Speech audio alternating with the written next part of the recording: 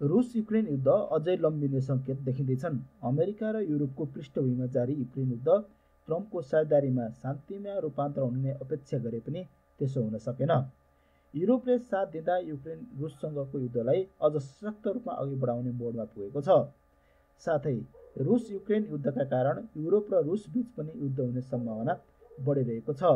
केही दिन अघि मात्रै रुसी राष्ट्रपति पुटिनले युरोप युद्ध लड्न चाहन्छ भने रुस तयार रहेको प्रतिक्रिया दिएका थिए। अब लागौं आजको सामग्रीतर्फ। आजको सामग्री घटना बेसमा आधारित छ। रुसले युक्रेनको दक्षिणी सहर ओडेसाको बन्दरगाह पूर्वाधारमा गरेको क्षेप्यास्त्र आक्रमणमा परे कम्तीमा 8 जनाको मृत्यु भएको छ भने 27 जना घाइते भएका छन्। युक्रेनको अल्पकालीन सेवाका अनुसार आक्रमणको केन्द्र नजिकै एउटा बसमा सवार केही व्यक्ति पनि घाइते भएका छन्। बन्दरगाहको पार्किङ क्षेत्रमा रोकिएका ट्रकहरूमा आगो लागेको छ। धेरै गाडीहरू क्षतिग्रस्त भएका छन्। क्षेत्रका प्रमुख ओलेह किपरले बन्दरगाहलाई ब्याकलिस्ट क्षेप्यास्त्रले निशाना बनाएको बताएका छन्। रुसका तर्फबाट यो आक्रमणको तत्काल पुष्टि गरिएको छैन। यद्यपि रुस रक्षा मन्त्रालयले विगत 24 घण्टामा युक्रेनी सशस्त्र बलले प्रयोग गर्ने यातायात र भण्डारण पूर्वाधारसँगै ऊर्जा स्थापना र कियेभको युद्ध प्रयासलाई समर्थन गर्ने सुविधामाथि आक्रमण गरिएको जनाएको छ। युक्रेनको महानिर्देशनालयले शनिबार वक्तव्य जारी गर्दै आफ्नो ड्रोनले रुसको एउटा तेल ड्रिलिङ प्लेटफर्म, सैनिक गस्ती जहाज र अरू ठाउँलाई निशाना बनाइरहेको जनाएको छ। वक्तव्यमा शुक्रबार रातिको आक्रमणमा परि गस्ती जहाज ओखेल नजिकै क्षतिग्रस्त भएको उल्लेख छ। रुसको उद्देश्य पूरा हुन्छ पुटिन। रुसका राष्ट्रपति भ्लादिमिर पुटिनले रुसले युक्रेनमा आफ्ना सबै सैन्य उद्देश्यहरू हासिल गरेरै छाड्ने बताएका छन्। 4 घण्टाभन्दा बढी समय चलेको पत्रकार सम्मेलनमा उनले रुसी सेनाले सम्पूर्ण मोर्चामा रणनीतिक लाभ हासिल गरेको बताएका छन्। युक्रेनको सेना हरेक क्षेत्रमा पछि हटिरहेको उनको दाबी छ। पुटिनले कियेभले शान्ति वार्ताका लागि रुसका शर्तहरू नमाने मस्कोले नै सैन्य बल मार्फत नै आफ्ना लक्ष्य हासिल गर्ने स्पष्ट पारेका छन्। अमेरिकी राष्ट्रपति डोनाल्ड ट्रम्पले प्रस्ताव गरेको शान्ति योजनामा द्वन्द्वका मूल कारणहरू सम्बोधन गर्न आवश्यक रहेको पुटिनले बताएका छन्। उनले नेटोका महासचिव मार्क रुटेका भनाइहरूलाई बकवास भन्दै अस्वीकार गरेका छन्। ट्रम्पको राष्ट्रिय सुरक्षा रणनीतिले रुसलाई प्रत्यक्ष शत्रु नमान्ने बताएका छन्। पुटिनले युरोपेली नेताहरूले अझै पनि अमेरिकी राजनीतिमा परिवर्तनको आशा गरेको आरोप लगाए। युरोपेली सङ्घ यूले युक्रेनलाई 90 अर्ब ऋण दिने निर्णयमाथि पनि पुटिनले प्रतिक्रिया जनाएका छन्। पुटिनले युक्रेनलाई सहयोगका लागि रुसी सम्पत्तिको कुनै पनि प्रयोग डकैती जस्तै हुने बताएका छन्। उनले यस्तै कदमले लगानीकर्ताहरूको विश्वास भत्किने र युरो क्षेत्रको विश्वसनीयतालाई ठूलो क्षति पुर्याउने चेतावनी दिए। पुटिनले रुसी सेनामा स्वयंसेवकको कमी नभएको र यो वर्षसम्म 4 लाखभन्दा बढी व्यक्तिहरू स्वेच्छाले सेना भर्ती भएको दावी गरेका छन्। रुसले शान्ति वार्तालाई त्रिपक्षीय बनाउने युक्रेनको प्रस्ताव अस्वीकार गरेको छ।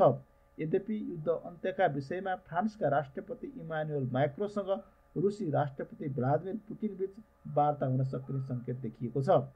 रुसले युक्रेन, रुस र अमेरिका बीच कुनै पनि त्रिपक्षीय वार्ताका लागि तयार नरहेको बताएको छ। जेलेन्स्कीले वासिङटनले यस्तो प्रस्ताव अघि सारेको दावी गरेपछि रुसले यस्तो प्रतिक्रिया दिएको हो। जेलेन्स्कीले युरोपेली प्रतिनिधिको उपस्थिति पनि सम्भव हुन सक्ने बताएका थिए। यद्यपि उनले स्वयं यस्ता बैठकबाट कुनै ठोस प्रगति हुनेमा शङ्का व्यक्त गरेका थिए। यसबीच रुसी राष्ट्रपति पुटिनका विदेश नीति सल्लाहकार युरी उसाकोभले यस पहलमा कसैले पनि गम्भीर रूपमा छलफल नगरेको र कुनै तहमा यस्तो तयारी समेत नरहेको बताएका छन्। मायामी वार्ताबाट आशा। यसैबीच रुसी दूत किरिल दिमित्रिएभ शनिबार मायामी पुगेका छन्। यो वार्ता अमेरिकी विशेष दूत स्टिभ विट्कफ र राष्ट्रपति डोनाल्ड ट्रम्पका ज्वाइँ जारेड कुशनरले मध्यस्थता गरिरहेका छन्।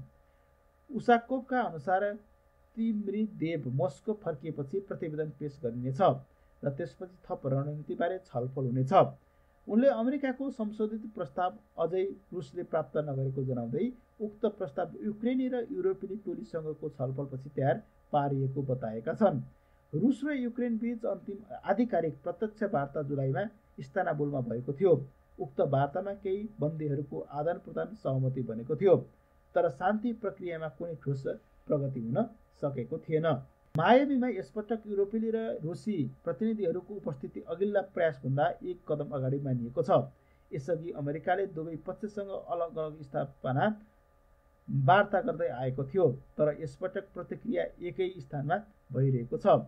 तैपनि करिब 4 वर्षदेखि जारी युद्ध र दुवै देशबीचको अत्यन्त तनावपूर्ण सम्बन्धलाई हेर्दा प्रत्यक्ष शान्ति वार्ताको सम्भावनाबारे शङ्का कायमै रहेको बताइएको छ। पुटिन युरोपसँग प्रत्यक्ष वार्ता चाहँदैनन्। मस्कोको तर्क अनुसार युरोपेली देशहरूको प्रत्यक्ष सहभागिताले वार्ता प्रक्रिया झन जटिल बनाउने गर्छ। फेब्रुअरी 2022मा युक्रेनमा सेना पठाएता रुसले पश्चिमी देशहरूको हस्तक्षेपका कारण वार्ता ढिलो भइरहेको दाबी गर्दै आएको छ। अर्कातर्फ युक्रेनले भने युरोपेली उपस्थिति आवश्यक रहेको बताउँदै आएको छ।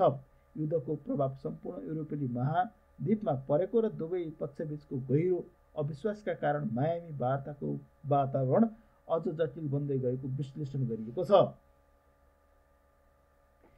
यसैबीच जेलेन्स्कीले विगत एक हप्तामा रुसले युक्रेनमाथि करिब 1300 ड्रोन आक्रमण गर्दै 1200 गाइडेड हवाई बम, विभिन्न प्रकारका 9वटा मिसाइल प्रहार गरेको दाबी सामाजिक सञ्जाल एक्समा उल्लेख गरिएका छन्।